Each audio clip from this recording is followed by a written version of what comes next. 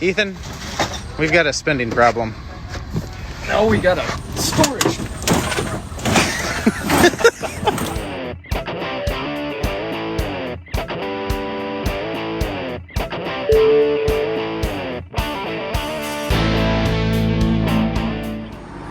Well, we're back to doing the fun stuff today. Got the spreader back together and hooked up. There's not a whole lot left in here though, so I'm in a 120 acre field. I got about 40 acres done, and I really doubt that there's enough here to finish it, but I'd say we're gonna be about 20 to 40 acres shy, but it's hard to judge too, so who knows. But this tractor's filthy. It's getting its wintertime jobs done where it gets absolutely filthy, but as soon as I'm done spreading this litter, it's gonna get a good thorough cleaning inside and out. And gonna replace the seat. I got a floor mat for it coming that's basically like a WeatherTech but for a tractor. And the ag leader stuff's all going in here. I'm still using this because I had spread in that field already. I would have already put the ag leader monitor in here, but I've already been spreading in this field, and I had lines saved and coverage maps on here from that field, so I didn't want to take it out quite yet until I get this field done. But other than that, we're getting a little spread. $700 and $800 DAP and potash. I'm spreading all this stuff I can get, so quite a bit cheaper and not near as consistent, but still pretty high in NPK. This field that I'm spreading right now is going into corn next year. Ideally, I would be working this litter in and try and save some nitrogen, or do it a little closer to spring so some of this nitrogen in the litter would still be there for that corn. And I'm sure some of it will be, but I don't really credit it for much. That's just kind of bonus nitrogen. But when nitrogen's like 1,000 or basically $1 per actual pound, you know, anhydrous is up over $1,000 and so on and so forth.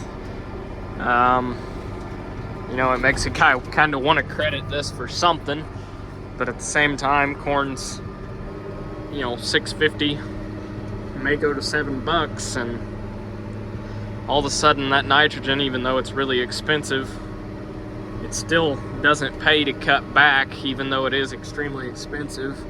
I mean, it costs more up front, but the return's still there in theory. You know, I figure about 0.9 pounds of nitrogen per every bushel is about what I shoot for. Some ground I can go down to like 0.8, but you know, 200 pounds of nitrogen grows about 220, 240 bushel corn around here. That's typically what I'm shooting for. I'm kind of driving that number down a little bit next year, not my yield hopefully, but cutting my end back a little bit and just split applying more of it, spacing it out a little more, and placement. So I'm putting it on with Y drops, and with the Y drops I'm putting it right there at the base of the roots. I don't feel like I'm really wasting any of it. It's all going straight to the plant, so I like that. But we'll see. Hopefully still be able to grow some 250, 260 bushel corn like I did last year, and sell it for $6.50, $7. That'd be great. But it's just going to drive the price of everything else up too. So at the end of the day, are you really making a whole lot more money? Probably not, with inputs being up higher, but at least you're not losing money. You're not going backwards, so that's the game plan. But I'm saving where I can, especially with this turkey litter, so buy up all I can. All right, Monday morning, gonna do some more spreading if she'll start, but I have no doubts because this thing always starts. But it's 10 degrees right now and I haven't tried yet, so here goes nothing. Oh, she's trying. There we go. I'm gonna let that sit out there and warm up for a second because, well, I gotta fill some paperwork out because I believe I just bought a tractor. So stay tuned for that. Time to spread. We'll set you guys up for a time lapse. How's that? And you can watch me load crap into a spreader. How exciting for you. Just climb up here and get you set up.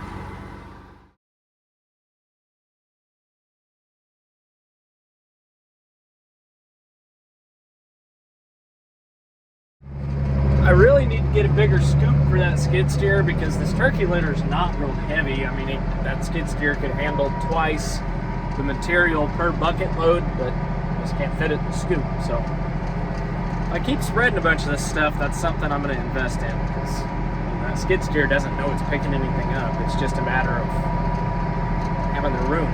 So but we're full, so let's get some spread today. It never fails that your AB line ends up being directly where the riser pipes are. Every single time, without fail. But this tractor is getting a little filthy. But we've only got to the trees there to go. It's gonna be real close. Whether there's enough litter to get it all or not, I don't know. But we're spreading it, getting something done, and hoping that I make it to the trees, but I kind of doubt it. So, I don't know, we'll see. Got some goodies today. Pretty excited about this. Got a red leather high back seat for the Magnum. And honestly, I don't know what this is. I think I know what it is, but I'm not positive I know what it is. I think it's a monitor bracket, but I'm not positive of that. So we'll unbox it here. Made in the USA. Yeah, it's the monitor bracket. So have my iPad, egg leader, all that stuff. You know, the Magnum is filthy right now, spreading litter. My plan is to find another tractor about that size, but like completely clapped out, but mechanically sound, to spread manure and run a bush hog and do the odd and end stuff, you know. But for now, I'm using the Magnum for both jobs, but I'm trying to make the Magnum nice and then have another one that's clapped out for jobs like this, so my cab doesn't always smell like turkey litter and whatnot. So not sure if this is all just packing. I guess it is. There's a lot of it, but anyhow, that's what I got. Monitor bracket. Well, the ground kind of thawed out earlier, so I quit. I got maybe one more load in here, maybe a little bit more. I don't know. There's not enough to finish the field though. I'm gonna be about, I would say, between 15 and 20 acres shy, so I'll have to wait till the next clean out. Luckily, we're here close to home. I'll probably have better lights if I clean the mud off. Got the tractor filthy earlier, but gonna be about 15, 20 acres shy, and have to wait till the next clean out, but hopefully next clean out gets us another 200 acres or so of litter and kind of go from there. So that's the game plan. All right, well, I've got all the drop nozzles on to put 28 on wheat, so as soon as I get back from the farm show, it's gonna be time to throw some 28 out. Looking forward to that. So yes, I know this thing's not cooperating right now. Come on, fold in. You can do it. It doesn't want to. We'll work on it.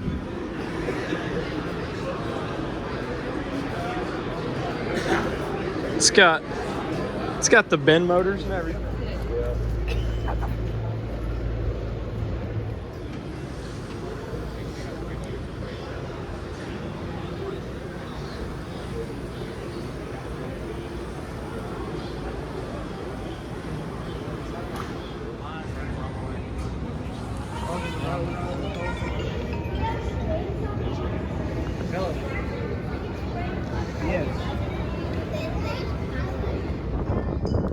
first day of the farm show. Pretty good time. Hung out with Gavin and Farmer Bees. If you guys know him from, he's pretty up there on TikTok. Pretty fun guy. About an hour south of me. Been a good show. Seen a lot of people. Got recognized several times. That's still weird to me. That people know me. It's just odd because I don't know them, but they know me. It's cool though. So yeah, you guys see me there, give me a shout. Gavin, what do we not do when we go to a farm show? We don't save money. We do not. Well, we did save money. We did, but we also spent a lot. We spent a lot of money too. And just like that, there goes Gavin. He is coming back because I sold him that pickup.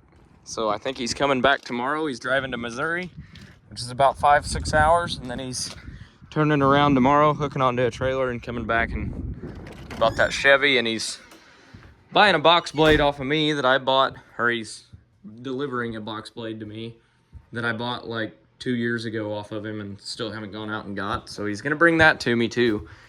But very successful farm show.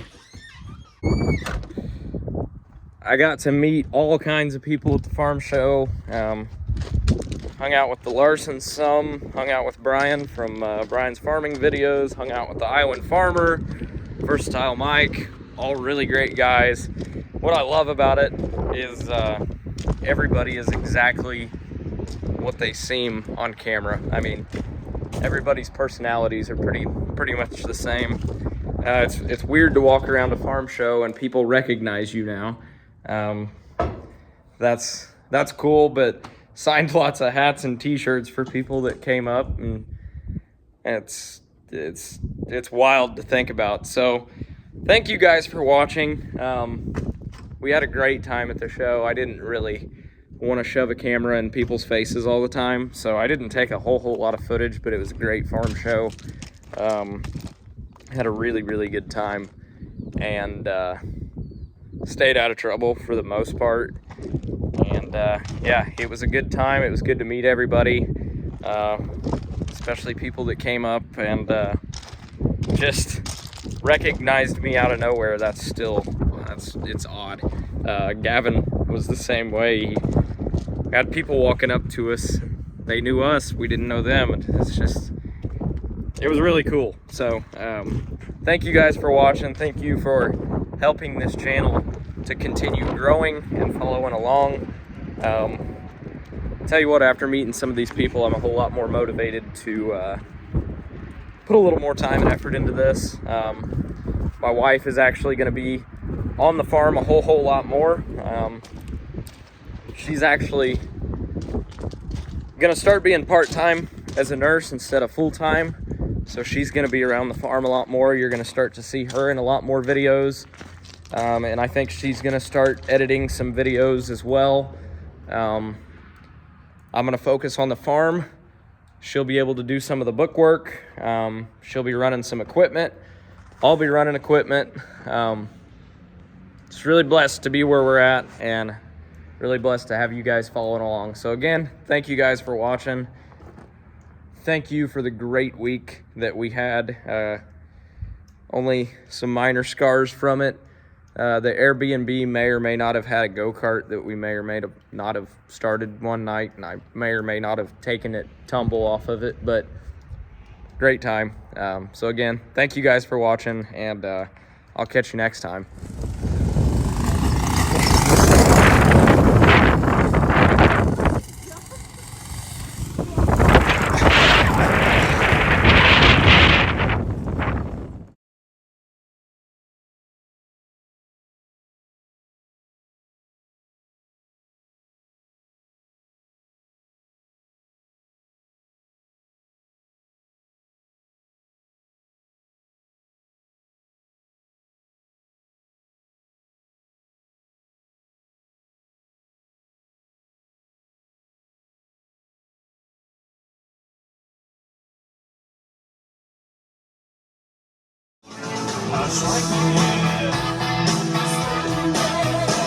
Now Sonic, she's a darling, she's the apple of my eye.